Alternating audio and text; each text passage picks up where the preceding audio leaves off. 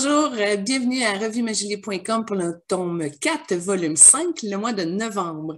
Et c'est un immense honneur de partager un moment universel avec une femme accomplie, autodidacte, dynamique, fonceuse, avec un cœur sans main, gros comme le monde. Judy Richard, merci infiniment d'avoir accepté cette entrevue avec nous. Ça me fait plaisir, Julie. Vous êtes une femme hyper occupée encore aujourd'hui. C'est du dynamisme vraiment tapissé bord en bord de votre vie. Est-ce que vous arrivez à vous ressourcer, à vous recentrer? Rarement. Je suis comme les piles Duracell. Tu sais, à la télévision, il y a un petit lapin là, qui court, qui court, qui court. À un moment donné, ça fait poup. J'ai de la misère à gérer tout le travail et la vie. Et j'ai énormément d'énergie. Je ne suis pas nécessairement en forme. Je le suis parce que je fais des cours de différentes choses et je vois que je suis en forme comparé à beaucoup d'autres mondes. Mais c'est plutôt l'énergie que j'ai à faire des 24 heures ou faire des longues heures sans arrêt, sans me sentir fatiguée, parce que je suis une personne passionnée. Et les passionnés ne voient pas le temps passer. Et je suis entière. Donc, une fois que je suis quelque part, je suis là et j'oublie tout ce qui se passe. Je ne sais plus l'heure. Alors, c'est un défaut et en même temps, c'est un grand défaut. Mais c'est aussi comme je suis. Alors, c'est ça. C'est une grosse qualité. Pardon? C'est une grosse qualité parce que c'est pour ça que vous avez pris autant de causes nobles, autant de combats aussi pour faire avancer la société, de faire avancer les choses. Ben, c'est ça. Mais c'est aussi la raison derrière tout ça, c'est parce que je me sens tellement chanceuse, privilégiée. J'avais une mère merveilleuse qui était pleine d'énergie, qui avait plein de choses à dire, tout ça. J'ai marié Yvon Deschamps, imagine-toi donc, une fille de Toronto. Là, je ne sais pas comment ça s'est passé. Je sais comment ça s'est passé, mais de réaliser par après que, my goodness, tu vis avec un monument, c'est un peu comment je suis tombée là-dessus. À un moment donné, j'ai dit la même chose. J'étais à la Place des Arts, j'avais peut-être 25 ans ou quelque chose comme ça. Et je jouais dans un show de gang. Je jouais du piano parce que je pianote pour écrire mes chansons. Après ça, je les oublie. Alors, je ne suis pas du tout pianiste. Je fais juste parfois, je compose. Alors, j'étais là à la Place des Arts en train de jouer du piano puis chanter. Puis j'ai dit, comment t'es arrivé là, là? Tu joues pas au piano, toi? Il y a plein de choses que j'ai une audace incroyable pour aller de l'avant sans trop penser à... C'est juste, est-ce que j'aime ça? Puis je dis oui. Même chose qu'on chantait, j'étais danseuse de ballet classique.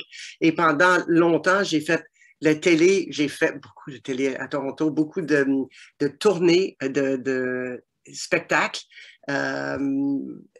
Écoute, j'étais partout, puis là, j'arrive à Montréal à cause de Yvon. Et puis, j'ai fait un peu de danse, mais à un moment donné, je chantais, je dansais, mais Patty Gallant était dans le même show et son manager était là, qui m'a dit, oh my goodness, tu chantes bien, parce qu'il fallait que les danseuses chantent aussi. Puis j'ai dit, ah, ben oui. Il dit, si tu chantes, ah oui, tu sais. Et peut-être un mois après, il m'a appelé pour faire une annonce publicitaire pour Pepsi et c'est Ginette Renault qui chantait le lead. Alors, j'ai commencé comme, ben, j'avais fait de la télévision aussi en tant que chanteuse, mais en tant que comme choriste, mais ici à Montréal et de faire qu'il faut que tu apprennes là, vite, vite, vite et tu ponds les annonces publicitaires si vite. C'est de l'audace. C'est incroyable. Je ne comprends pas. Là, juste parce que, juste dans ce que vous avez dit, il y a tellement d'ouverture. Bon, votre père s'appelait Bill et votre mère Billy May. Oui. Bill et Billy, c'est cute, non? Comme c'est adorable. C'est adorable, mais c'est pas si adorable dans la vraie vie, dans le sens que ils se sont rencontrés durant la guerre, la Deuxième Guerre mondiale, évidemment, et puis les deux, ils travaillaient dans les marines, la Navy. Et puis, sauf que en plus de travailler, eux autres, mon père était violoniste, ma mère est comédienne, mais elle chantait depuis qu'elle était haute comme une pomme, puis elle jouait de l'accordéon, puis elle chantait comme beaucoup d'autres petites filles dans ce temps-là, le syndrome Shirley Temple. Et puis, mais ils se sont rencontrés dans un show pour les marines qui voyageaient partout en Europe pour que les troupes se ressentent mieux, en tout cas pour les accompagner. Et puis, revenus de la guerre, mais ils ont dit, ben, on va se marier, mais il n'y avait pas nécessairement d'amour là. Ma mère a juste dit, je retourne pas à la maison, c'est pas vrai. Je suis avec toi maintenant. Bon, ben, on se marie. Alors, il y a beaucoup de ça aussi, mais c'est vrai que sur papier, c'est adorable, Bill et Billy May. Mais là, c'est ça. Fait qu'avant même ta conception, tu avais des parents en tournée. Fait que ça vraiment, tu as choisi le milieu là, pour vous plonger là-dedans et continuer. C'est ça. Je suis née dedans et je me sentais très bien partout. Ma mère faisait beaucoup de radio. Elle faisait les voix de bonhommes. Elle faisait des voix mais pour les films plus tard, mais jeunes. Quand j'étais petite, elle faisait la voix, dans une série pour Radio-Canada, elle faisait la voix de The Kid dans la série Jake and the Kid pendant 5 ans de temps et personne ne savait que c'était une femme. Et c'était la voix d'un garçon. Il était très jeune, ça a commencé, il y avait peut-être 8 ans. Puis là, il fallait qu'elle trouve comment remuer sa voix vers la fin de la série. Donc, j'étais très bien dans les studios de radio. Mon père faisait de la télévision au tout début de la télévision. Alors, j'étais dans les studios de télévision. Donc, j'étais vraiment dedans et j'ai jamais pensé faire autre chose que d'être dans ce métier-là. J'étais danseuse de ballet classique à partir de l'âge de 7 ans, comme beaucoup de jeunes, on commence l'école, je veux dire, d'être sérieux dans quelque chose de parascolaire et moi, c'était la danse classique. Et je suis allée jusqu'à danser avec le Ballet national de Toronto, ici à Montréal, à la Place des Arts, dans Bayadère. J'ai vraiment fait ça. Oui, puis ensuite, ça vous a servi à devenir chorégraphe parce que tout l'enseignement des mouvements, autant au niveau des galas ou peu importe, il y a eu un volet danse ou ce que ça a été profitable? Il y avait un long volet danse, merci. Oui, en fait, j'ai commencé à 14 ans durant l'été, après l'école, à l'École nationale de ballet. Il y avait l'école d'été qui était obligatoire. Puis là, il restait un peu de temps. Et alors, à Toronto, au CNE, qui est le Canadian National Exhibition, il y avait c'était comme la ronde. Il y avait une grande stade et dans le stade, ils faisaient des spectacles tous les soirs pendant 2 semaines. Et il y avait 75 danseurs, 50 filles, 25 gars. Et à partir de 14 ans, personne ne savait parce que j'étais quand même grande à ce moment-là aussi. J'ai pas changé de grandeur, 5 pieds 6, juste. Et donc, on faisait de la danse. Alors, il fallait que j'apprenne la claquette, à tourner un bâton, à faire de Hawaiian, toutes bon, tout ça. Et en tout cas, les gigs, la danse écossais. Donc, j'avais tout ça comme bagage, mais pourquoi que j'étais si vite pour apprendre? Parce que j'étais dans la danse classique où on doit savoir où va la tête, où va l'épaule, où va le bras, où va le pied gauche, la droite, la hanche.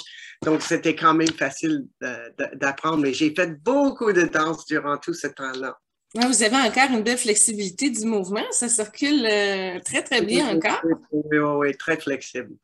Et là, qu'est-ce qui est arrivé OK, on quitte Toronto, on s'en vient à Montréal, on ne sait pas comment, quand vous avez rencontré M. Deschamps, comment ça se passe tout ça, dire OK, là, je m'en vais au Québec, parce que déjà, quand on est à Toronto, le Québec, c'est vraiment une marge différente, tu sais, dire là, je la saute. Mais c'était fabuleux, c'était en 67, c'était l'année de l'Expo, et même si on ne s'est pas rencontrés à cause de ça, c'était cette année-là, au mois de mars, j'étais danseuse et chanteuse, mais surtout danseuse. J'étais dans un show industriel. Ça, c'est des shows pour les concessionnaires. Alors là, c'était pour Esso, mais j'avais déjà fait General Motors, ou que j'étais pour faire Chrysler. Donc, c'est des shows qui vont de Halifax, just all the way to Vancouver, dans les grandes centres. Alors, c'était à la Place des Arts. Après ça, c'était dans les arènes, dans les arenas. Et donc, en arrivant à Montréal, au Québec, il fallait changer la distribution anglophone pour une distribution francophone. Alors, dans ce show-là, il y avait des francophones et ils m'ont demandé d'aller une semaine à l'avance et montrer les stepettes à ces gens-là. Il y avait Jacques Godin, il y avait le gros Yvon Dufour ou Gilbert Chénier, un des deux, André, en tout cas, il y avait, je le vois devant moi, et Yvon Deschamps. Et puis, donc, j'ai dû le rencontrer puis lui montrer les pas pour ce grand show qui dure une heure et demie à la Place des Arts, mais c'était pour les concessionnaires. Donc, c'était comme la fin d'une grande fin de semaine de rassemblement interne. Alors, ça s'appelle les industriels. C'est là que je l'ai rencontré. Puis là, pas longtemps après, peut-être quelques mois après, et on s'est liés je ne peux pas dire d'amour. Lui, il me voyait dans sa soupe, mais moi, je le trouvais tellement protecteur, tellement gentil, tellement, puis son accent, puis la raison pourquoi ils m'ont envoyé et non pas le chorégraphe, c'est que le chorégraphe ne parlait pas du tout français, tandis que moi, à l'École nationale de ballet, j'ai dû apprendre le français.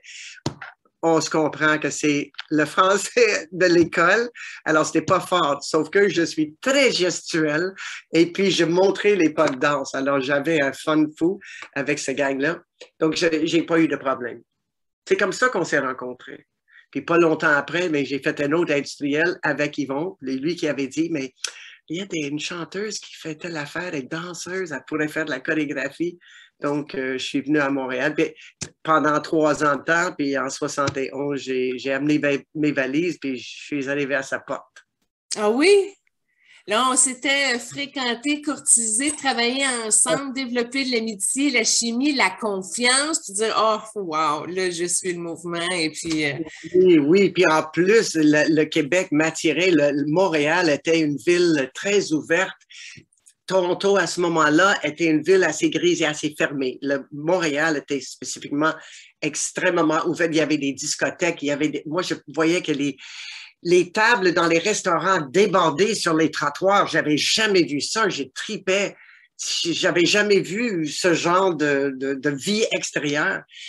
Tout était comme fermé à Toronto. Donc, ça, c'était très attirant. L'année de l'Expo aussi, parce que ça a mis Montréal sur la map. En fait, tout le Québec, la langue, tout ça était en avant-plan.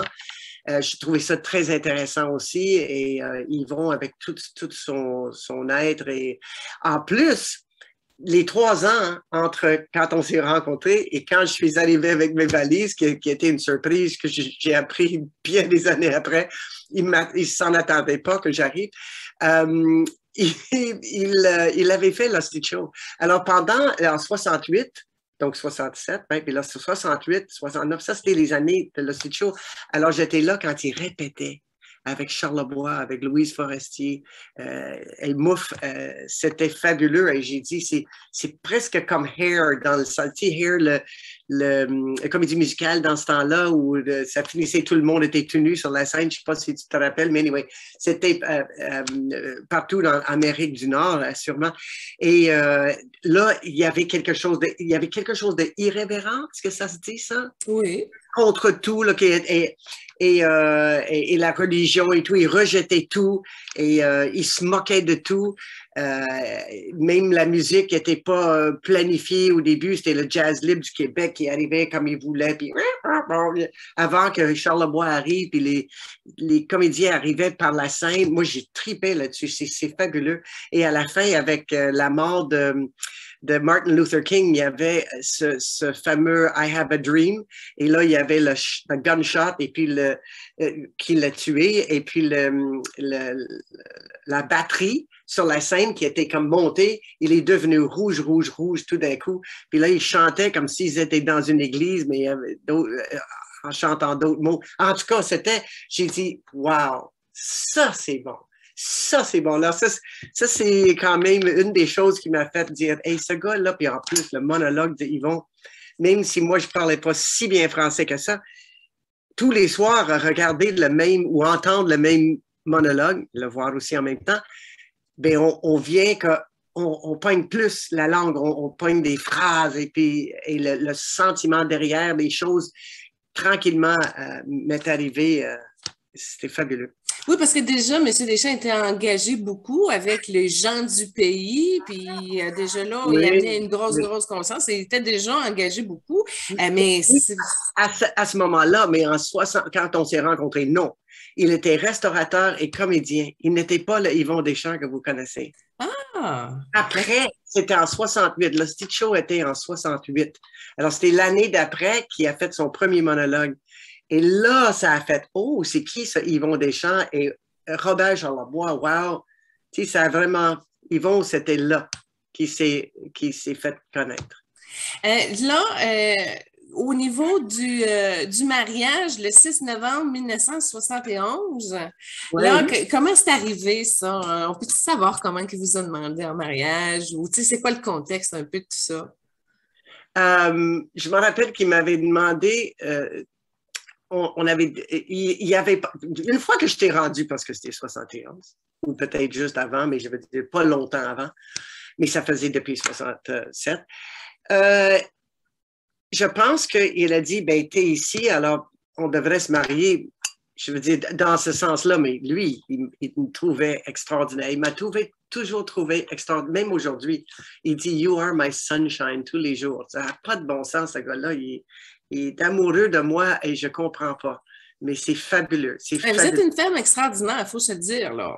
Hey, là, anyway, merci, mais il me trouve vraiment extraordinaire. Et moi, je le trouve exceptionnel. Je veux dire, ça n'a pas de bon sens. Il y a un respect incroyable que j'ai pour lui. Il est un philosophe, un penseur, un observateur, et je suis tout le contraire. Alors, je suppose que c'est ça qui fait que ça marche ensemble. En tout cas, il m'a demandé en mariage et j'ai dit, I guess so, OK. Mais je n'étais pas vraiment prêt pour ça. Parce qu'en 67, moi, j'avais 17 ans. Tu sais, quand je l'ai rencontré, donc c'était pas... Et donc, je n'étais pas si vieille que ça. Puis, OK, on va se marier. Puis, la nuit avant, je ne voulais même pas. Mais et c'était un tout petit mariage avec ma famille proche. Mes quelques amis sont venus de Toronto pour assister. Puis, on l'a fait à une petite église tout près avec un membre de la famille, en fait, qui nous a mariés, qui était prêtre dans ce temps-là. Ou pas prêtre, mais parce que Yvon avait été marié avant. Hein? Ah, je ne savais pas. Oui, marié avec une très bonne comédienne. Donc, c'était dans la famille, c'était Guy Deschamps, en fait, qui était pasteur, qui nous a mariés. Mais donc, je ne voulais pas vraiment, parce que je savais qu'il y avait une partie de moi qui avait besoin de vivre ma jeunesse que je n'ai pas pu, parce qu'à l'école de Ballet National, mettons que tu étais là jour et nuit, et quand je n'étais pas là, je travaillais à la télé où je faisais autre chose. Ça finissait plus, j'avais pas eu de jeunesse. Et je le rencontre, puis je sais que c'est l'homme de ma vie. Ça, c'est sûr, c'est clair.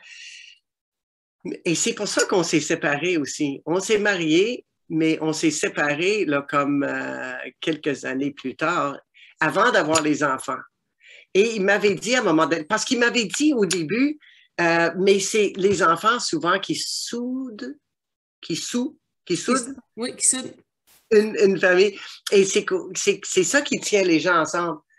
Et là, j'ai fait, oh, mais je suis pas prête pour ça. Puis là, j'ai dit, puis j'ai besoin d'être moi-même. Moi, je suis très forte de personnalité.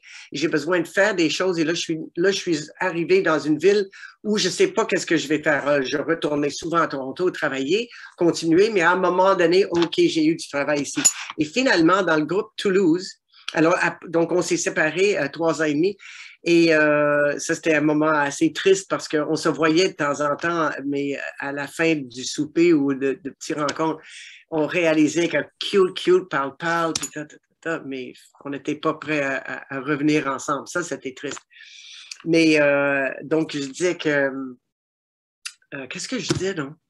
Ben, en fait, avant d'avoir les enfants, il y avait un désir on était dans une ville révolutionnaire où là, on a vraiment le goût d'exploser les conventions puis de se retrouver là-dedans puis d'avoir du fun.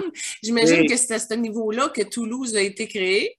Bien, c'est sûr que c'était dans le temps disco, alors c'était exactement dans cette période-là où on n'était pas ensemble. Donc, j'ai fait beaucoup de jingles dans les studios Et puis, à un moment donné, quelqu'un m'a entendu qui a dit, qu'est-ce que tu veux faire avec ta vie? Puis j'ai dit, j'aimerais ça être dans un trio parce que je danse et puis je fais de la chorégraphie. Puis il me semble qu'une personne qui fait wow à la fin d'une chanson, c'est bon, mais si on était trois, puis là, finalement, il y a ce producteur de Parapluie, Yves Ladouceur, qui nous a mis ensemble sur les disques magiques et on a fait Toulouse avec Marie-Lou Gauthier, sa sœur Heather et moi. Et là, une fois qu'on était à la télé, en fait, c'est ça, Laurie Nijelski a remplacé Marie-Lou tout de suite parce qu'elle ne voulait pas être à la télévision. Alors, Laurie, une fois qu'on était à la télévision, et les gens nous reconnaissaient, et là, j'ai frappé à la porte d'Yvon, puis j'ai dit, veux-tu avoir des enfants? Ah oui, un coup qu'on a eu notre autonomie, puis disant, OK, Et là, je oui, suis arrivée par moi-même. Les gens me... OK. J'étais pas la femme d'eux parce qu'il y avait cette séparation. Mais les gens ne savaient pas nécessairement, mais là, j'étais bien. Alors, j'ai dit, j'ai une carrière, je fais du studio en tout temps, je fais de l'argent. Et là, je suis dans le groupe Toulouse, pas là que tu fais de l'argent, mais dans les studios, oui. Donc, voilà, j'ai eu ce privilège-là de faire tout ça avec, surtout Yves Lapierre dans le temps, mais beaucoup d'autres en studio, oui. Je fais un aparté pour la télévision que vous faisiez à Toronto, là. Ça a été quoi de jouer avec Steve Martin?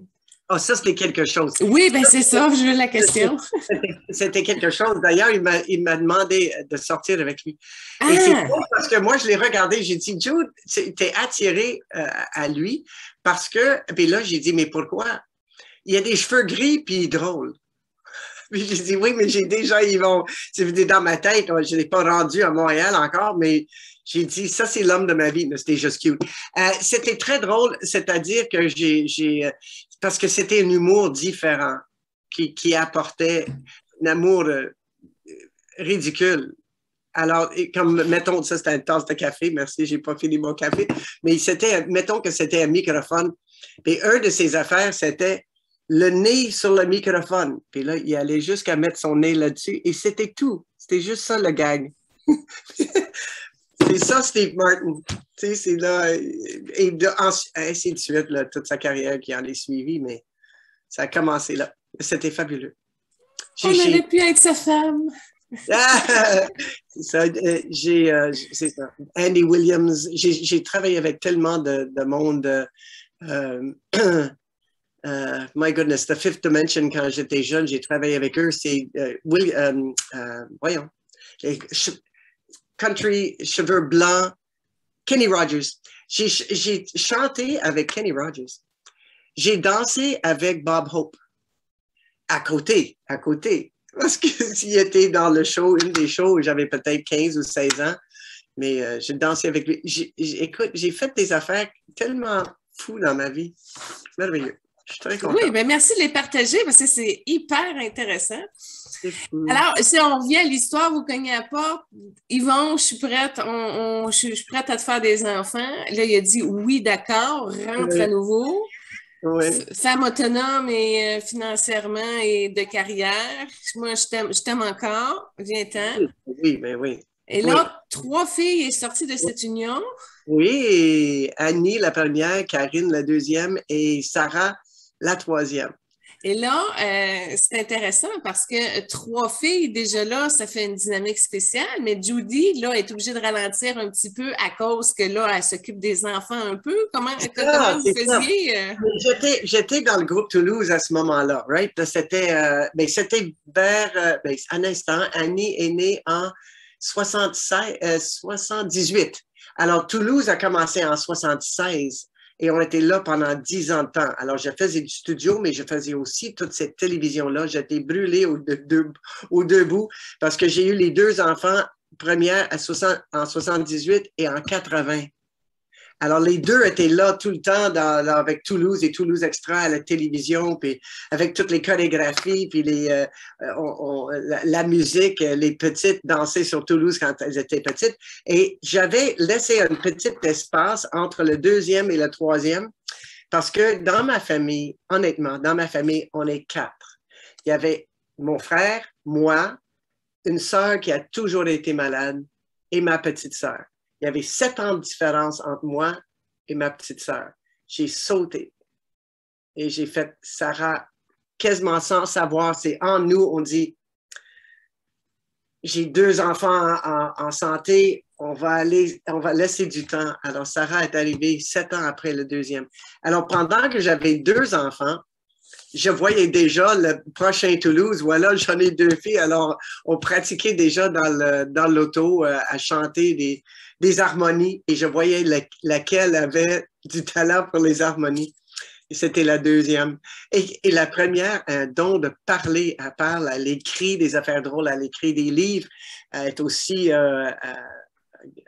en enseignement. J'en ai 2 filles en enseignement.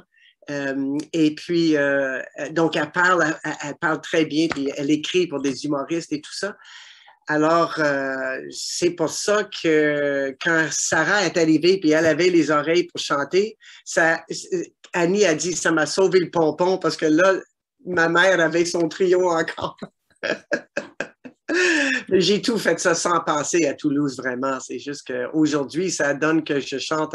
En fait, je fais des shows avec mes 3 filles et aussi des petits-enfants qui étaient 3 de nos petits-enfants sont sur scène avec nous. Oui, mais pas juste des shows, mais des albums aussi, entre autres. Oui. C'est ça, le tout dernier album qui s'appelle Noël chez les Deschamps. Je suis tout le temps en rouge. Nous, on commence, aussitôt que Noël est fini, on reprend le show pour l'améliorer pour l'année d'après. Et durant l'été, on est sur le bout du quai, les pieds pendant le bout du quai, on pense à Beau Dommage. Et on répète le show à haute voix, en chantant, en changeant les affaires en été. Et là, on répète, on recommence à répéter. Bien, c'est l'été. Là, c'est à toutes les semaines à partir de septembre jusqu'à temps qu'on fait les shows encore. Alors, nous autres, on est Noël et la famille et l'amour et le chant et toute l'année.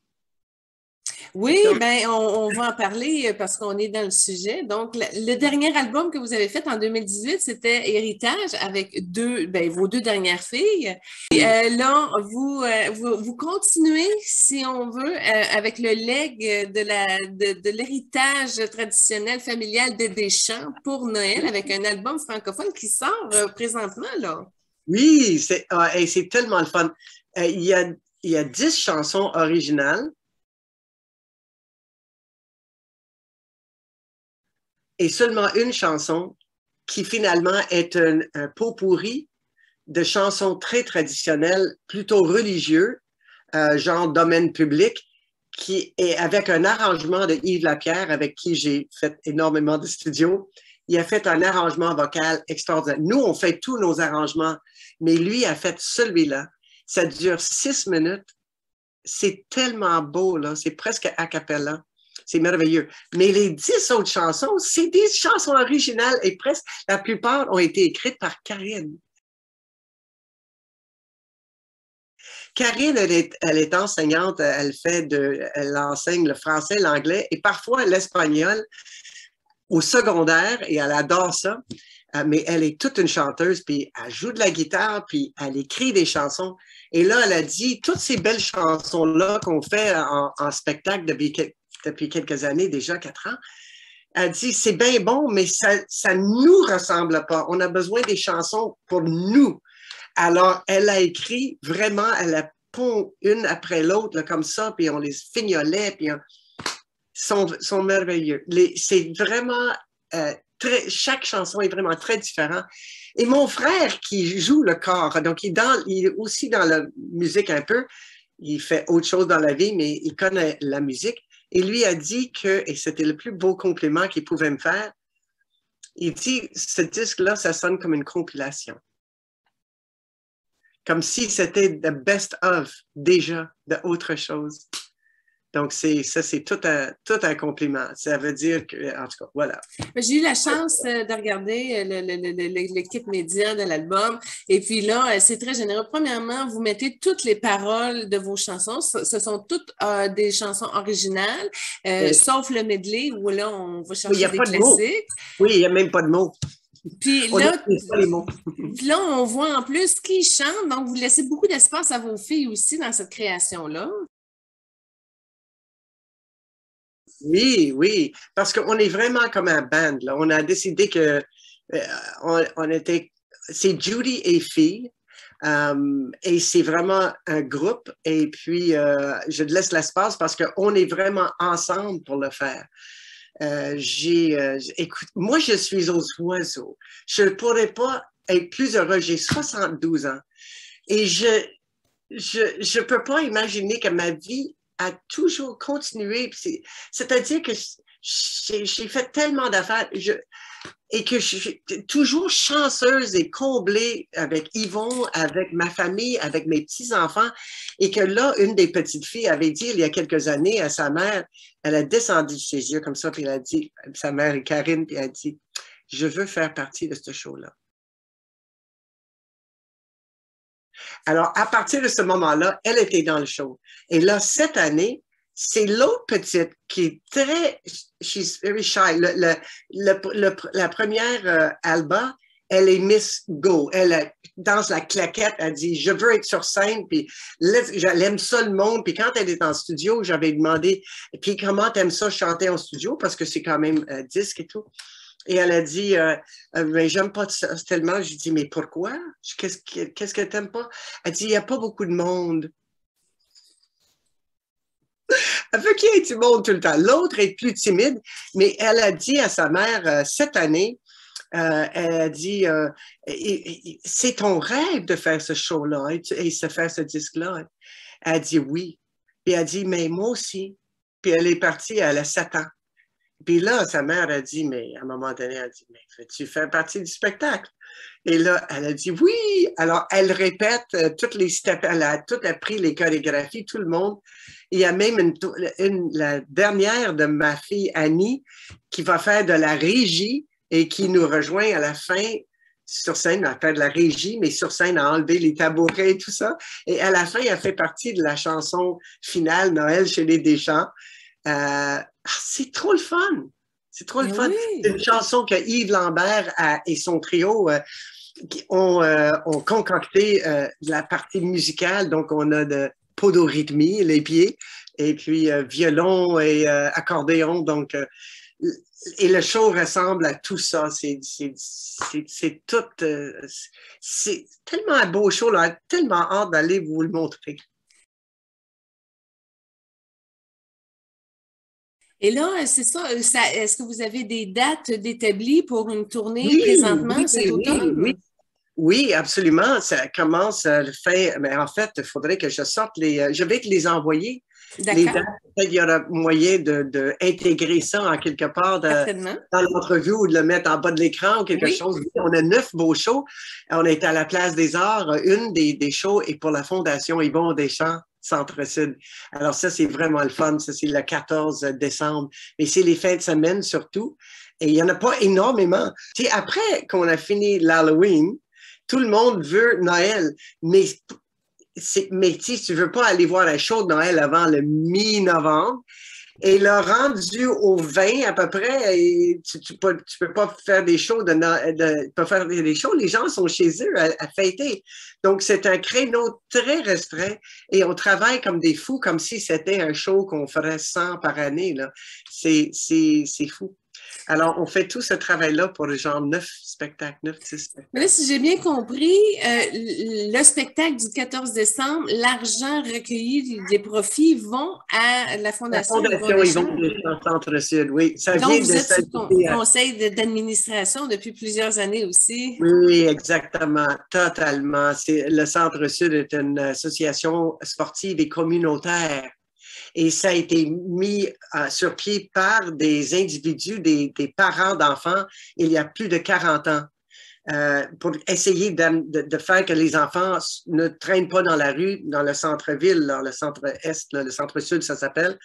Et ils ont réussi à commencer avec une petite place pour stocker l'équipement de hockey pour les jeunes et donc ils donnaient ils sont mis ensemble. Et là, finalement, c'était des filles, le patin, puis après, finalement, ils ont acheté un petit local, puis après ça, finalement, là, maintenant, c'est une immense centre de 100 000 pieds carrés, là, c'est à Centre-Ville de Montréal qui accueille 70% des enfants du quartier. 70%, ils vont à tous les jours l'aide aux devoirs, pour les sports, ils ont tous les sports imaginables. C'est un centre où ils se sentent chez eux, sont accueillis, sont aimés. Et donc, on croit à ça depuis plus de 35 ans.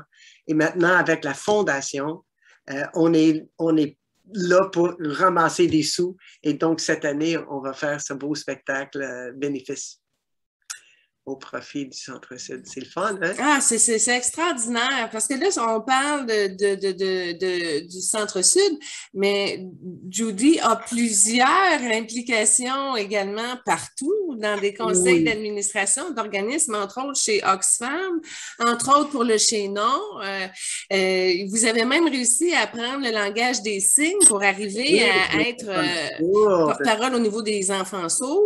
Expliquez-nous toutes vos implications.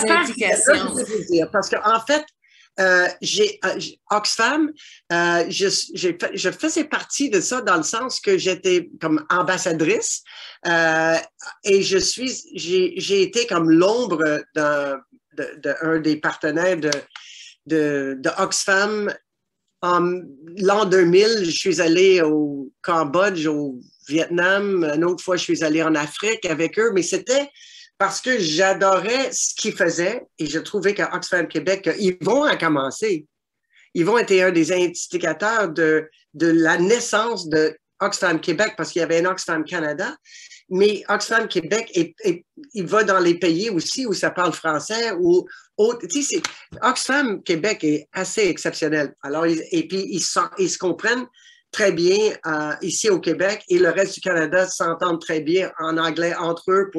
C'est juste normal. Alors, ils a fondé ça. Alors, moi, je suis allée là surtout pour voir comment les femmes s'en sortaient parce que j'étais déjà impliquée dans le Chaînon. On était 35 ans avec cet organisme hors pair pour les femmes en difficulté ici à Montréal. C'est presque comme la maison mère parce que tout le monde connaît le nom. Alors, tout le monde se pointe là et eux, ils réfèrent beaucoup d'autres centres. Il y en a des merveilleux partout au Québec, des centres pour femmes extraordinaires. Mais c'en est un qui a eu la notoriété. Donc, je voulais voir et que la sort des femmes m'intéressait. Non seulement des femmes en difficulté, mais dans le monde dans le tiers-monde, on voit que les femmes, c'est elles qui sont le moteur pour le changement dans leur pays. C'est elles qui prennent soin des enfants et qui sentent, ils ont besoin, la survie des enfants dépend des femmes dans la plupart des pays. Donc, c'est eux qui récoltent, c'est elles qui récoltent, c'est elles qui font en sorte que, donc, je les aide comme Finca est un organisme extraordinaire qui aide les micro-business des femmes partout au monde. Beaucoup en Afrique, mais en Haïti, partout. C'est fabuleux. S'ils ont des poules, mais c'est pas pour manger, c'est pour qu'ils pondent des œufs, pour en faire d'autres. Alors, juste cette notion-là, dans certains pays, n'était pas si... c'était difficile quand tu as faim d'attendre de faire que vendre des œufs. Alors, c'est tout... En tout cas, ça m'intéressait. Donc, j'étais avec Oxfam pendant un bout et j'étais ambassadrice avec Sylvie Fréchette pendant un bout. Alors, c'est toujours dans mon cœur. Comme le Chaînon, je ne suis plus là. J'avais plus de temps à un moment donné. Les personnes sourdes, c'est que même avec Toulouse, on avait dit, c'était avec Toulouse on a commencé, c'était le dernier spectacle de Toulouse, extra à TVA en 81, qu'on a dit, mais j'aime ça l'idée des personnes qui n'entendent pas et nous, on chante. Tout ce qu'on fait, c'est chanter, chanter. C'est tellement important, le son. J'ai dit, il y a une partie de la population qui n'entend pas ça. Alors, j'ai dit, pourquoi pas qu'on signerait, on essayerait de signer une chanson. Puis j'ai dit, peut-être il y a un choral. Alors, sans penser, je pensais qu'il y avait des enfants sourds qui pouvaient venir faire des signes sur une chanson qui était touchante, une belle chanson. Do you know where your children are tonight? Est-ce que vous savez où sont vos enfants ce soir? Et puis là, j'ai réalisé que si tu es sourd, mais tu n'entends pas la musique, alors non, il n'y a pas de chorale de sourds qui signent. Il y en a peut-être aujourd'hui, mais ils suivent un beat là, par terre qui fait qu'ils ont le rythme et il y a quelqu'un devant eux qui signe et eux, ils miment en avant. Mais anyway, on avait un choral de jeunes enfants qui aussi ont appris quelques signes. Alors, ils ont fait le refrain de la chanson. Et à partir de ce moment-là, c'était captivant de penser, et danseuse de ballet classique, mais j'utilise mes mains tout le temps, alors de penser qu'on peut s'exprimer, on peut expliquer les histoires avec nos mains, mais j'ai trouvé ça fabuleux. Alors j'ai suivi tous les cours et avec les cours, je me suis lié d'amitié avec certaines personnes et des organismes. Et c'est comme ça que j'étais aussi sur le conseil d'administration de la Fondation des sourds du Québec pendant peut-être 1 an ou 2, je ne me rappelle pas exactement. Mais j'ai toujours une amie sourde qui a besoin d'aide. Alors, je suis sa porte-parole des fois dans la vie avec le gouvernement, si elle a des problèmes ici ou là. Mais on fait des Skype ou des FaceTime et tout ça parce que, tu sais, quand tu achètes une auto, puis chaque chose, tu vas à l'hôpital, elle a besoin d'être sécurisée. Quand on n'entend pas, on a l'impression qu'on ne comprend pas qu'est-ce qui se passe. Et c'est vrai. Alors voilà ces 3 grandes choses que je faisais dans le passé, mais maintenant, toutes mes énergies sont avec Yvon sur le conseil d'administration de la Fondation Yvon Deschamps, Centre-Sud. Je fais un aparté pour l'album du 7e ciel. C'était vraiment un album engagé planétairement, justement avec l'expérience de vos nombreux voyages.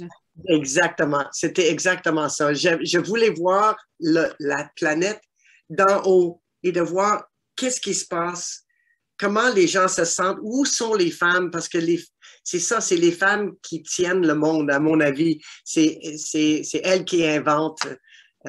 On est très, très forte parce qu'aussi, on a été maltraités pendant longtemps où on n'était pas égal aux hommes. Ça fait qu'on a toujours travaillé plus fort. Alors ça, c'est un privilège aussi dans un sens. Si c'était le contraire et les femmes qui avaient les droits et qui étaient ceux qui décidaient des règles et tout ça, mais c'est les hommes qui travailleraient plus fort. C'est juste parce que c'est le deuxième. En étant deuxième, ben, tu dis, oh, je vais arriver, je vais arriver. Il y a toujours... Alors, je souhaite l'égalité parce que ça va être là quand on va se sentir bien, tout le monde. T'sais, ça s'en vient très bien ici au Québec, même si ce n'est pas égal totalement, mais dans le monde entier, on est loin d'avoir l'égalité. Non, on recule loin, surtout si on regarde ce qui se passe en Afghanistan. Ah oui. Et tout le Moyen-Orient, mais pas juste là, c'est en Afrique, en Haïti. C'est des places où il y a aussi du trouble, mais des guerres en plus.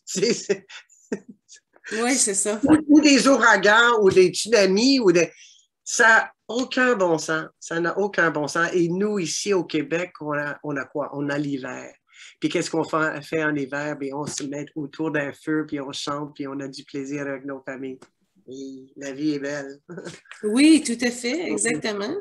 Oui, parce que là, c'est ça qu'on avait vu dans l'entrevue, à Tout le monde en parle l'année passée, où le 85e anniversaire de votre époux devenait une grande célébration. C'est ce qu'il disait. Il dit, la pandémie, ça a été tellement difficile, justement, parce que là, on ne pouvait plus avoir accès à cette source-là. Oui. Comment ça va depuis les derniers 18 mois côté... Mais on était avec tout le monde ici au Québec avec des masques, pas le droit, on sortait, mais on sortait à peine. Et puis maintenant, avec cette belle liberté qui semble vouloir rester, on le souhaite, les théâtres peuvent être remplis. Donc, on est très, très content de ça parce que aussi, et pour beaucoup d'artistes, c'était un temps où il n'y avait aucun argent qui rentrait parce qu'on n'a pas de job steady. Il n'y a personne qui nous donne de l'argent si on n'a pas un job steady. Donc, on est à part. C'était très bon pour la création parce que comme nous, on s'est mis à créer durant cette pandémie-là. Donc, ça nous a donné ce temps de réflexion. Mais en général, c'était dévastatrice pour toutes les compagnies. Partout dans le monde, les villes étaient fantômes. Les gens ne savaient plus où se mettre et comment on était pour s'en sortir. Mais ça nous a donné, ça nous a revigoré parce que maintenant qu'on a cette liberté, ben là, on est triplement heureux, puis on s'en rappelle. Et les masques, c'est probablement pour toujours, d'une manière ou d'une autre. Je veux continuer avec vos accomplissements. Vous avez sauvé ou parrainé la Rivière Rouge avec Paul Oui. Piché. Alors, toutes les 18 chansons sur l'eau, puis au secours, ça, merci d'avoir prêté votre voix pour cette cause-là. Merci, merci. Mais au secours aussi, je tiens à cœur bien les affaires, mais je ne peux pas être là longtemps. Mais je suis allé au MRC où justement il y a le Rivière-Rouge avec Paul Piché pour en parler, comment c'est important de ne pas accepter que l'eau soit comment ça, on appelle ça, pas arnaqué, mais c'est presque comme ça, parce qu'on prend les rivières, on les dévie ou bien on arrête l'eau et on décide qu'est-ce qu'on fait avec l'eau et ça fait qu'on fait des barrages et ça fait que la ville, des fois, ils aiment ça parce que les gens aiment ça, voir l'eau couler. C'est plus joli de voir une cascade que juste l'eau qui... Mais c'est pas une bonne affaire. Il faut qu'on arrête de décider, nous, quoi faire avec la nature. Il faut trouver une autre manière d'avoir de l'énergie. Il faut aller vers une énergie verte. L'eau est une énergie verte, mais pas si on doit ruiner tout l'écosystème et la vie des poissons et tout ce qui se passe et la faune et la flore autour pour faire des barrages pour qu'on ait d'autres électricités avec des turbines en dessous et les tuyaux et tout ça. Il faut que ça soit fini, ça. Il faut trouver d'autres manières. Les aéroliennes, c'est beau. Je crois que c'est dans les grands champs qu'on a au Québec, on a des parcs d'aéroliennes. Mais moi, je trouve ça très beau personnellement.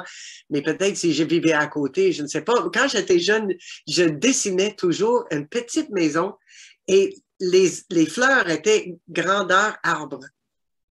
C'était les fleurs qui étaient gros. Alors, quand je vois ça, ça me fait penser à mes fleurs quand j'étais petite qui étaient si haut. Alors, je les vois tourner comme ça, dire « Allô, je suis là ». C'est comme des... Oui, c'est ça. En tout cas, je trouve ça beau. Mais c'est une manière. Les autos électriques, c'est sûr, mais c'est surtout aussi de regarder toute la manière qu'on achète et on rejette. Ça, il ne faut pas rejeter, il faut recycler, il faut acheter beaucoup moins. On n'a pas besoin d'avoir autant de tout ce qu'on a. Alors, en fait, les personnes de mon âge, bien sûr, et peut-être 10, 15 ans plus jeunes, facilement, on pourrait vivre avec ce qu'on a pour 15 ans. Et facilement, à part acheter du manger, on pourrait ne pas acheter du linge. On pourrait ne pas acheter une autre table, une autre nappe, d'autres papiers, parce que là, le papier, maintenant, on enlève ça, ce côté-là. Tu sais, il y a beaucoup de choses qu'on peut faire. Peut-être que ça, c'est draconienne, mais il paraît, parce que les scientifiques et des gens que je connais qui sont là-dedans, ils disent que l'heure est grave. Il faut, pour qu'on puisse rester avec l'air qu'on a en ce moment, il faut arrêter tout. Là. Alors ça, c'est impossible. C'est impossible.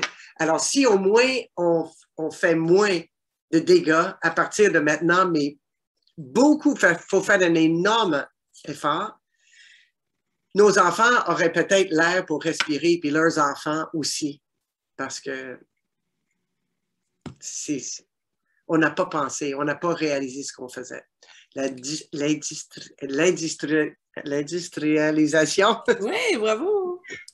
Ça fait que, on allait de l'avant en disant, waouh, on invente, puis là, on a des machines, puis on a ci, puis on a ça.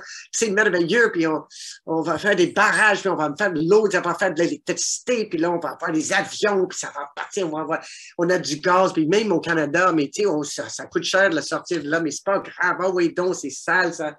On envoie ça dans les pipelines, ça se déborde dans nos eaux, puis dans nos rivières. On n'a pas pensé aux conséquences. Mais là, on le sait, alors qu'on arrête. Merci de mettre votre voix sur toute l'écologie de ce monde. Puis ça, il y a beaucoup de matière à en parler. On n'a même pas parlé du plastique et tout ça. Oh. Mais je veux mettre votre voix aussi sur les handicapés parce que vous avez écrit la chanson thématique pour la compétition des jeux entre handicapés. Jusqu'au bout, ça s'appelle. Et je l'ai faite avec Charlot Barbeau et je pense que c'était Lily Côté et moi qui ont fait les paroles et je l'ai chanté en studio. C'était super entraînant. C'est vraiment comme un thème de Rocky quasiment. Ça y va jusqu'au bout. C'est dire aux gens que tu vas aller plus loin. L'affaire avec les personnes handicapées et le sport est, mettons que tu n'as pas de jambes pour courir, mais tu as une chaise roulante, mais allez au bout. Alors, les autres, ils courent comme ça. Si tu es aveugle, mais tu aimes ça, jouer avec bon, il y a le goalball. Alors, c'est fait avec un ballon avec des grelots dedans. Alors, juste pour essayer, on se met, nous, les voyants, on met un bandeau et on essaie de jouer à ça avec un ballon qui jingle par là, mais alors, et on doit se pitcher pour aller essayer d'arrêter le ballon. Écoute, on a l'air des fous. Eux autres, non seulement qu'ils jouent ça et ils réussissent à faire des fabuleux buts, mais ils réussissent à lancer le ballon pour pas que les grelots sonnent. Les personnes handicapées, là, ils sont handicapés, mais en sport, avec toute l'invention de tous les sports qu'ils font, ils sont à leur meilleur et souvent meilleurs que nous. Essaye donc de jouer au baseball dans un fauteuil roulant. Essaye juste de lancer dans les fauteuils pour faire ça. Tu lances, nous autres, on tombe. C'est fait juste à lancer parce qu'on n'a pas quel muscle il faut pour pas qu'on tombe en arrière. C'est extraordinaire. Alors, une fois qu'on sait ça, mais la chanson, c'est parti tout seul. Et la partie le plus fun, c'est qu'ils ont gardé le même thème depuis 15 ans. Wow. Chaque compétition, ça part, ça finit avec ça. Les médailles sont données avec ça, cette chanson-là. Et ils ont fait des différentes versions, mais toujours moi qui chante. Et avec Marie-Lou et mes amis de studio qui ont fait les backups là-dessus aussi.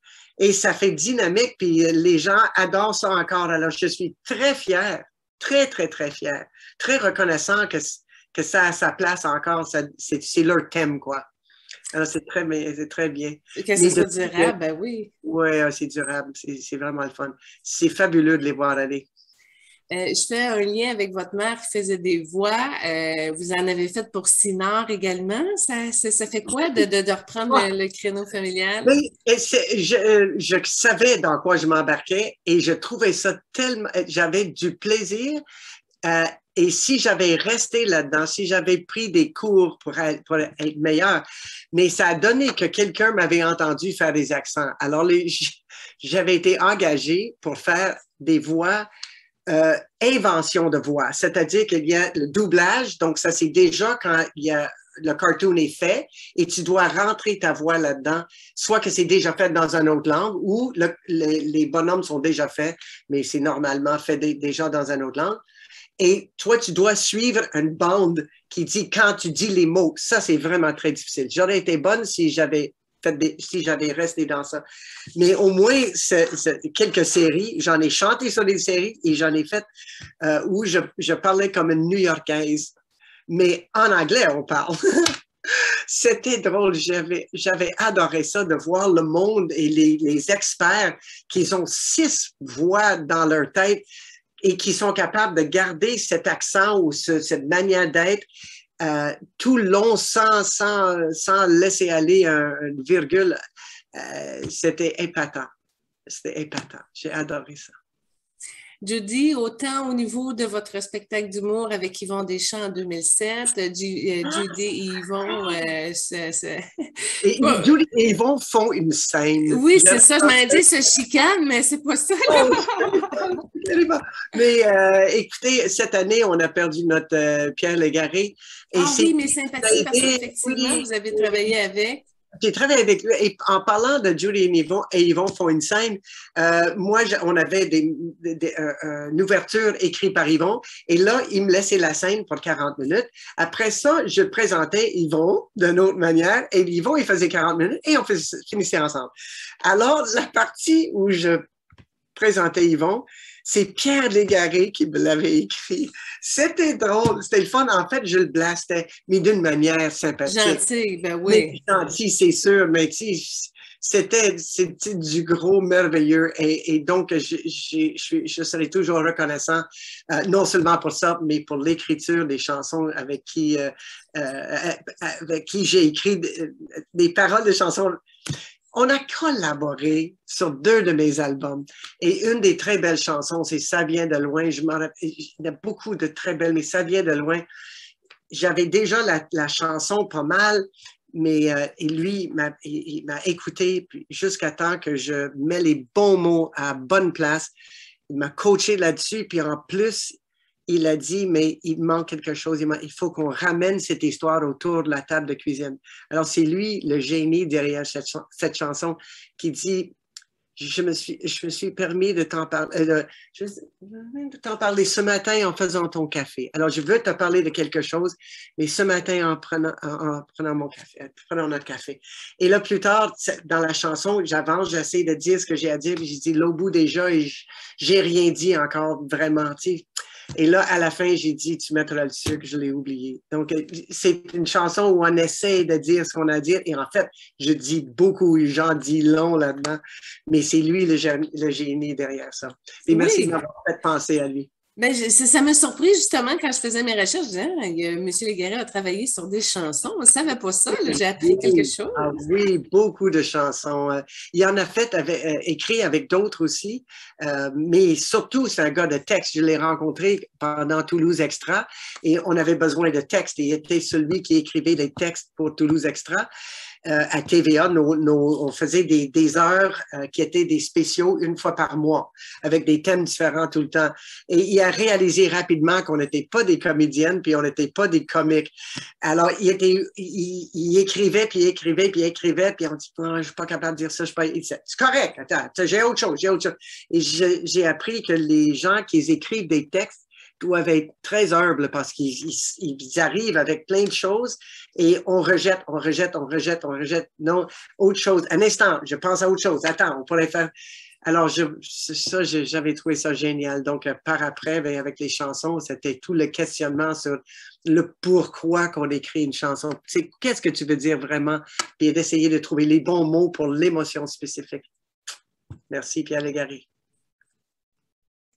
Côté récompense, Toulouse, Judy Richard, Judy et Yvon aussi font une scène. Il y en a eu plusieurs, surtout des Félix. Comment on se sent au premier et aux autres qui suivent?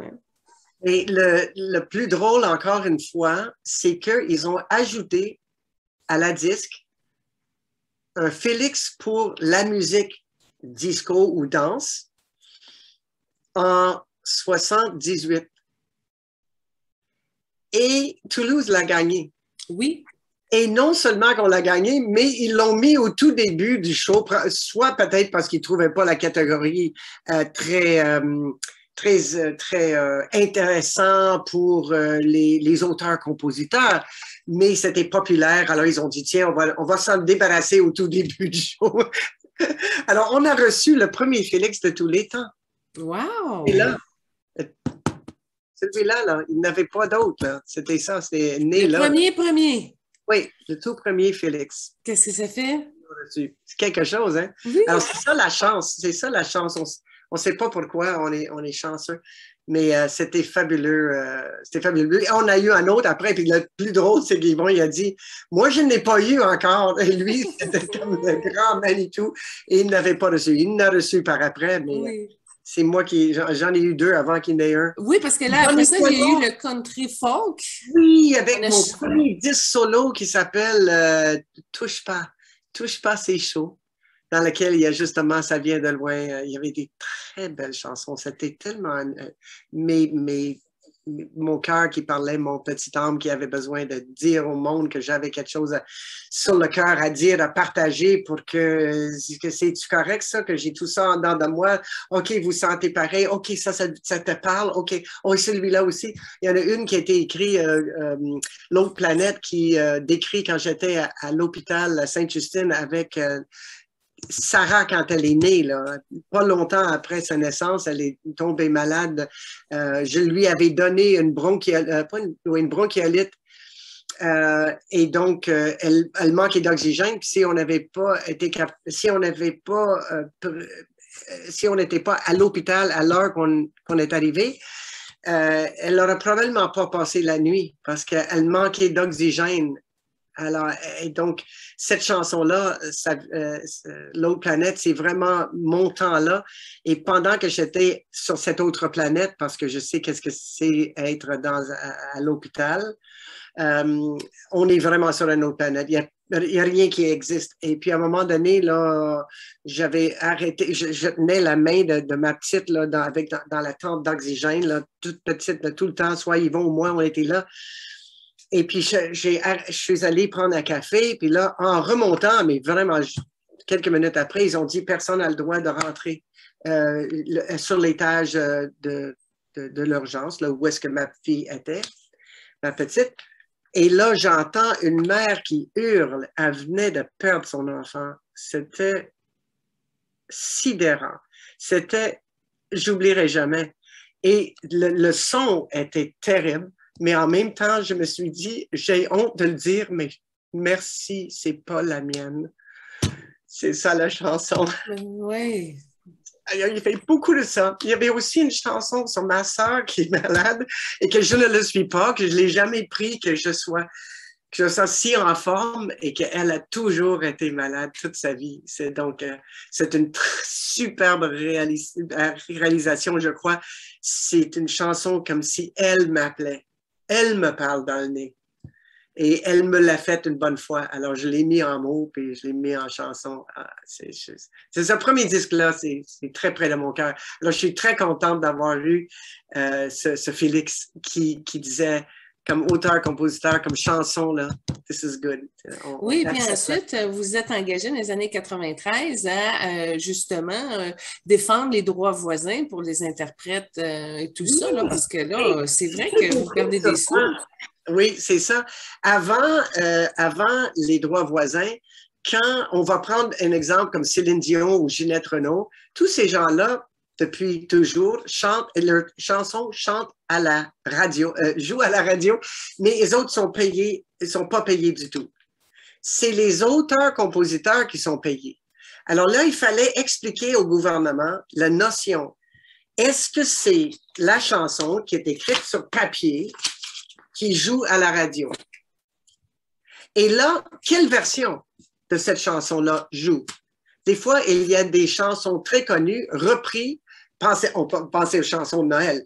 Il y a beaucoup de gens qui reprennent des chansons de Noël. Oui, mais c'est quelle version qui joue? C'est-tu Bing Crosby ou c'est Ginette Renault?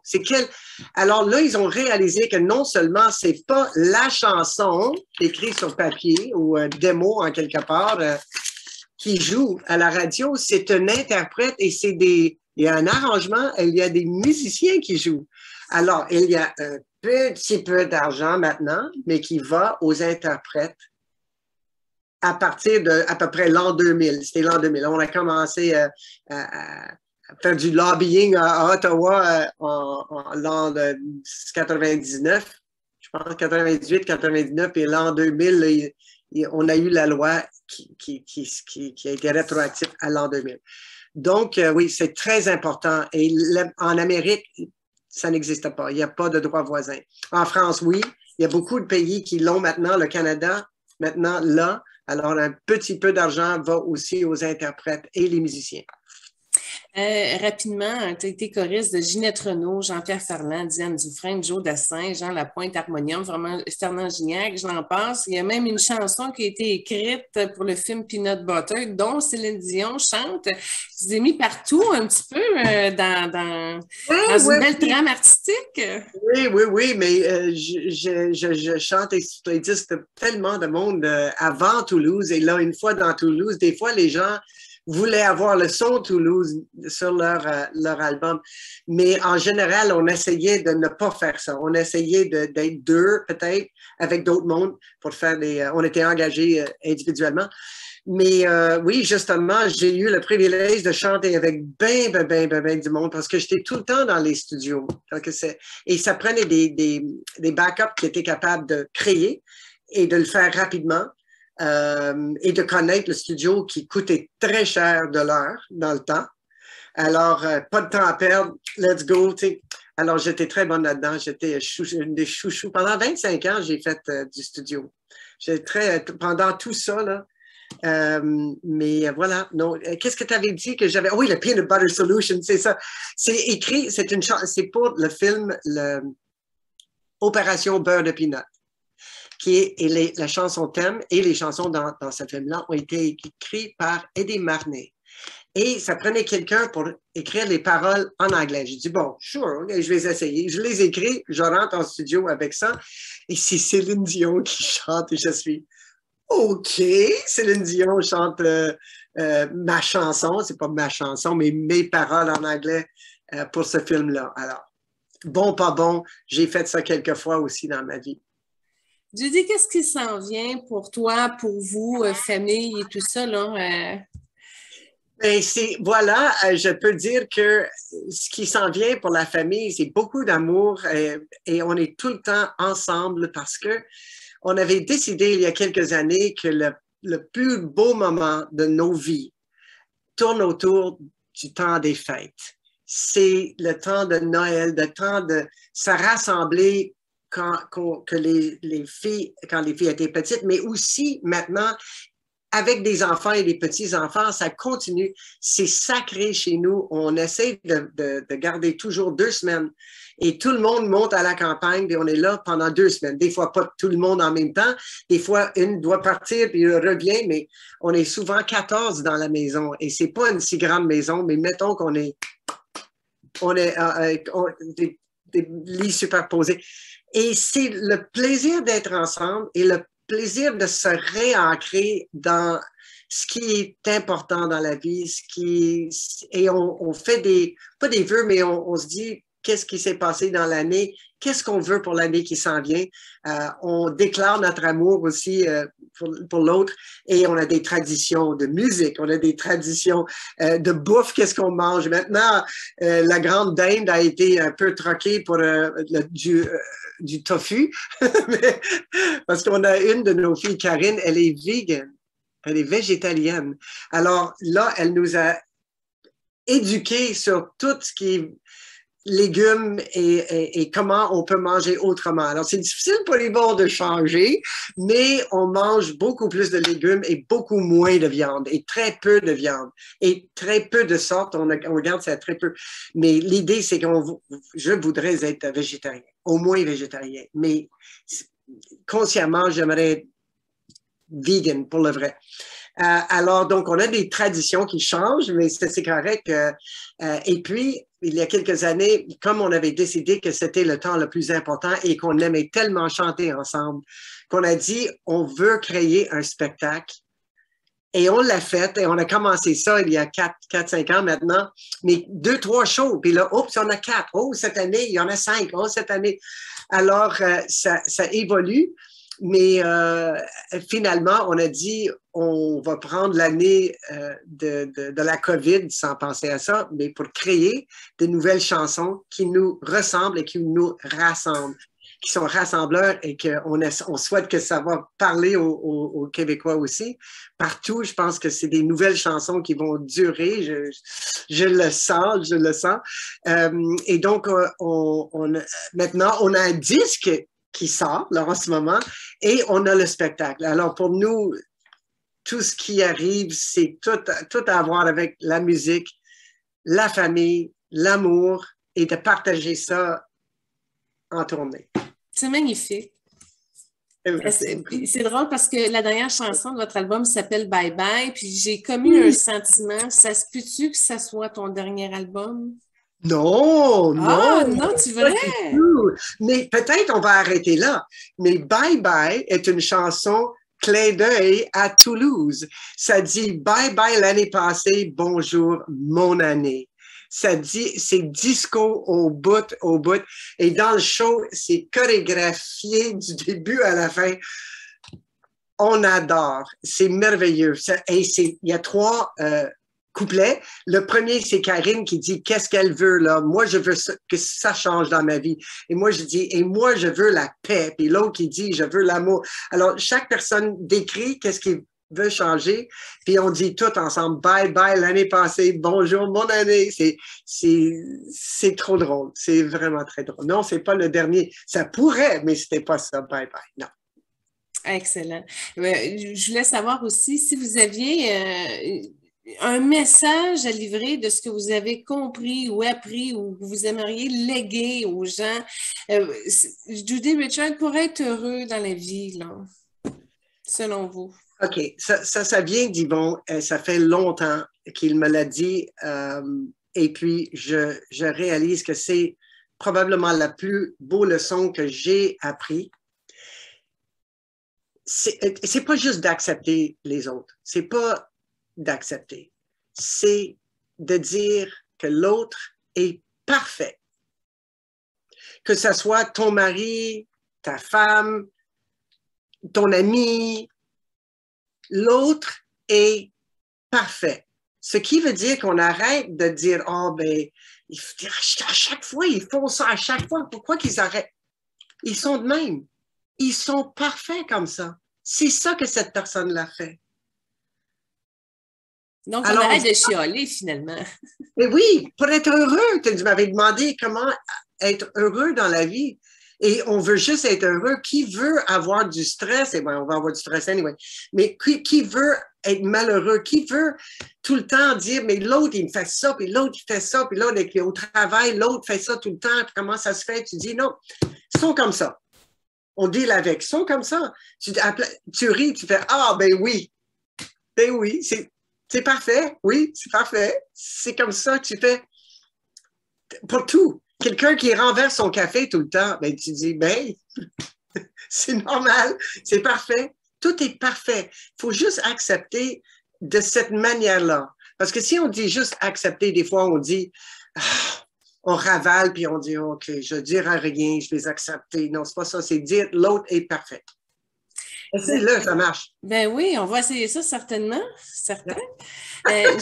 J'aimerais ça juste terminer sur une note de témoignage. J'ai travaillé à la boutique La Senza dans les années 96-97 et puis à Saint-Jérôme. Et puis soudainement, à un moment donné, vous et votre mari êtes rentrés.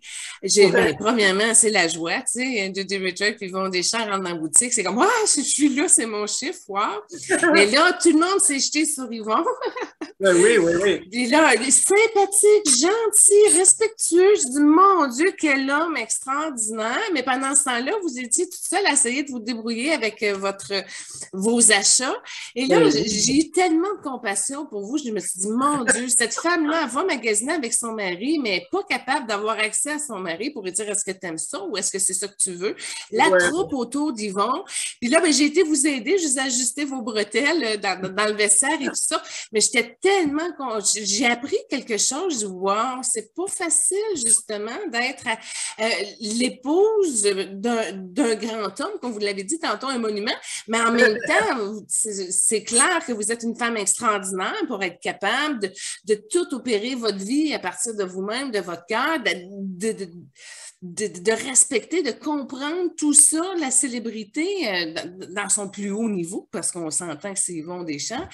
Comment avez-vous, comment gérez-vous ça finalement? Je n'ai aucun problème à gérer ça. Et zéro. Le seul temps que j'avais un problème avec ça, c'est que je l'ai rencontré, il n'était pas connu. Et là, l'année d'après, il commençait le Stitch Show. Et là, il était de plus en plus connu, plus en plus connu. Ça, c'est parfait, ça. J'étais, yes! Il a un talent fou. As-tu vu? Tu as entendu ce qu'il dit? Merveilleux. Mais moi, le Québec commençait à dire, on est Québécois, on parle québécois, les Anglais sont responsables de tous les mots des Québécois. Et puis moi, je suis là, l'anglaise, l'anglophone, accroché à leur monument, pas à leur monument à ce moment-là, mais à leur grande vedette qui parle du français puis qui revendique la séparation. Oui. Et que je suis là, alors, et que j'avais pas assez de vocabulaire pour m'exprimer. Alors, il y avait un grand bout avant d'être dans le groupe Toulouse et d'avoir fait beaucoup en studio et d'être reconnu pour moi-même. C'était là qu'il y avait un problème. Pas que j'étais pas connu, que j'avais mal avec ça. C'est que j'avais pas fait, j'étais pas reconnu pour moi-même que je travaillais dans un bureau ou sur une télévision. Il fallait que je sois, OK, là, ça, c'est ce que je fais. Je l'ai, je me sens bien. Et là, je reviens à Yvon et je dis, tiens, on va avoir des enfants. Donc, c'était dans cette période-là que c'était difficile.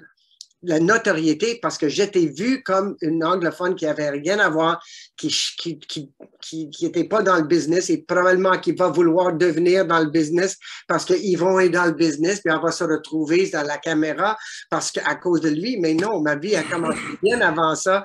Et lui, Yvon, il vient d'une famille qui n'est pas dans le show business, pas du tout dans le métier, tandis que moi, je suis né dans le métier. Mais tu sais, c'était ça la période. Mais après ça, connu, et moi, Toulouse, moins connu, je m'en fous, mais pas du tout. Puis on avait surtout ce qui soudait le couple, était les causes. Ah! Les causes qui soudaient. Donc, on était ensemble pour ça, parce que lui, il faisait ses monologues seul. Il ne faisait pas devant moi de temps en temps, mais c'était rare. Il ne me demandait pas mon opinion sur les affaires. Donc, il faisait son travail. Moi, je faisais mon travail. Alors, c'est les causes qui nous réunissaient et les enfants, bien sûr. Et on a entendu aux nouvelles qu'il s'était blessé à la hanche. Comment va-t-il? Oh, c'était pas à la hanche. Oh, c'est une bonne affaire que c'était pas à la hanche. Écoutez, je vais vous dire la vérité parce que là, il va très, très bien. C'était à la fin du mois d'août, le 29 août. On était à la campagne et on a ces fameuses maisons-là pour nous qui peuvent rentrer 14 personnes.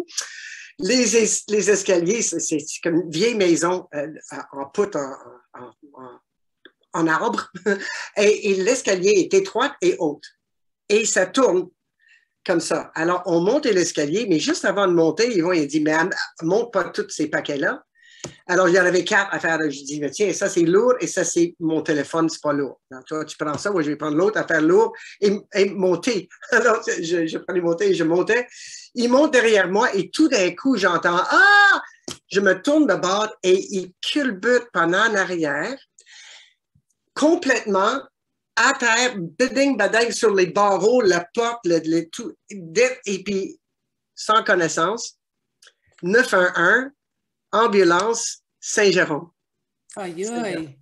Et il avait cassé 3 côtes, le clavicule, et il y avait un pneumothorax. Ça veut dire qu'un des côtes a percé le poumon, alors il s'était affaissé. Alors, il est revenu à lui-même quand même assez rapidement et il ne savait pas où est-ce qu'il était, mais ce n'était pas long qu'il a dit, OK, je m'appelle Yvon Deschamps, on est à telle place et c'est telle date. Tout était correct. Moi, là, c'était l'enfer. Je descends et je mets mes mains sur lui, puis il bougeait, puis mais bouge pas. J'avais aucune... Je pensais que je l'avais perdu. Ben oui, je comprends. Effrayant. C'était effrayant. C'était effrayant. Et là, il est complètement guéri. Le gars, il est un miracle.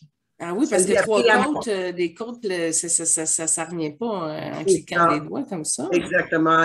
C'est ça, le docteur a dit, surtout pas rire. Pour Yvon Deschamps, c'est difficile. Alors, il était obligé de remettre un spectacle c'est ça, à cause de ça. Moi, Judy et Richard, merci infiniment pour tout ce que vous avez opéré, comme une femme à 8 bras finalement, tu sais, qui est ici, qui est là, puis qui est dynamique et tout ça. Vous êtes très, très, très inspirante, captivante. Et c'est ce que je regardais. J'ai dit, coudonc, qui est la relève de Judy Richard dans la société québécoise? Hein? Puis, j'ai pas réussi à trouver quelqu'un vous égaler dans son implication, dans son dévouement, dans sa participation. Vous êtes vraiment un cadeau, un trésor national. Merci infiniment. Sweet. That is so sweet. My goodness, Julie, c'est gentil comme tout. C'est le hasard qui fait. Parce qu'il y a plein de monde, il y a des bénévoles extraordinaires partout. Il y a des gens qui élèvent des enfants qui sont infirmières ou professeurs ou le top d'une compagnie. Ils font tout ça, ils font leur bénévole. Il y a plein de monde qui le font. C'est juste que les caméras sont là quand c'est des gens qui sont connus du public. Alors, on est là encore, tu me donnes plus de mérite que je devrais avoir. Non, je m'excuse, mais je suis juste dans l'ensemble, puis c'est extraordinaire tout ce que vous avez réalisé. Merci. Merci beaucoup, c'est très gentil. Bonne continuation. Merci. Puis, tout le bonheur qui peut se multiplier et continuer d'ensemencer. Il y a tant de création et de dévotion. Joyeuses fêtes à tout le monde, joyeux temps des fêtes. Je vous aime tous. Et merci beaucoup, Julie. Merci infiniment.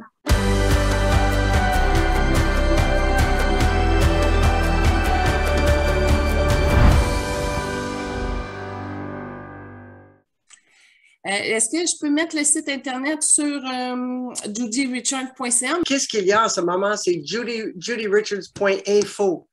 Et c'est là ce qui était fait surtout pour héritage. Et il y a des dates de nos shows sont là, mais ça n'a pas les nouvelles photos. Et tout ça, ça devrait être déménagé à judyefi.ca. Alors, il faut qu'on le fasse. Alors, ça, c'est pour la fin octobre. Alors, on va le faire pour la fin octobre. Il va marcher. J'aimerais ça vous remettre mon livre Guérir avec les stars pour vous remercier d'avoir accepté l'entrevue. Est-ce que je vous l'envoie par MP4 ou non, excusez-moi. Est-ce que je vous l'envoie par web en PDF ou est-ce que je vous le fais parvenir par la poste? Non, c'est mieux si on est écologique, c'est mieux par le web. OK. C'est 11 heures. Je suis supposée, en dessous ici, j'ai mon costume de bain. Je suis en retard. Je suis en retard pour mon cours de Merci infiniment. OK, on est carré. Au plaisir. Merci, bye. Merci.